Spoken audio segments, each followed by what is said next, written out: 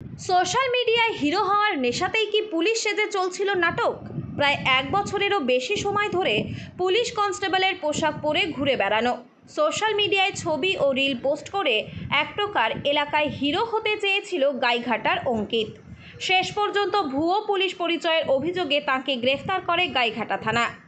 বছর 22-এর ওই ধৃত যুবকের নাম অঙ্কিত ঘোষ, বাড়ি গাইঘাটা থানার শিমুলপুর চৌরঙ্গি এলাকায়। পুলিশ সূত্রে খবর, অঙ্কিত দীর্ঘদিন ধরেই পুলিশের পোশাক পরে নিজেকে এলাকার মানুষদের কাছে পুলিশ কর্মী হিসেবে পরিচয় দিচ্ছিলেন। কখনো রাস্তার ধারে, কখনো বা পরিচিতদের সঙ্গে পুলিশের পোশাকে তোলা ছবি সে পোস্ট করত সোশ্যাল মিডিয়ায়। সেই ছবি দেখে অনেকেই তাকে সত্যিকারের কনস্টেবল বলে ধরে নেন। স্থানীয় মহিলাদের মধ্যেও সে আলাদা জনপ্রিয়তা পায়।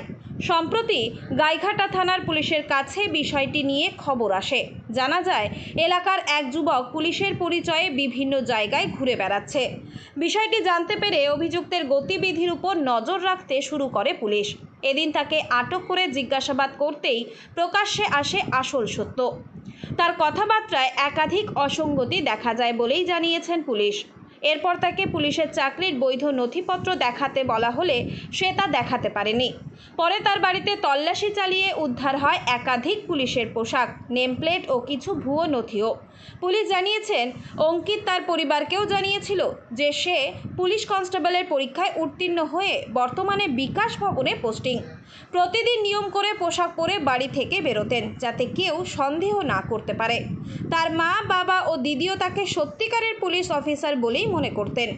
গাইঘাটা থানা ইতিমধ্যেই ওই যুবকের বিরুদ্ধে একাধিক ধারায় মামলা রুজু করে নিজেদের হেফাজতে নিয়ে জিজ্ঞাসাবাদ চালাচ্ছে। ঠিক কী উদ্দেশ্যে সে এই ছদ্মবেশ গ্রহণ করেছিল, এর পেছনে আরও অন্য কোনো মতলব রয়েছে কিনা তাও খতিয়ে দেখা হচ্ছে। উত্তর 24 পরগনা থেকে রুদ্র নারায়ণ রায়ের রিপোর্ট, লোকাল 18 বাংলা।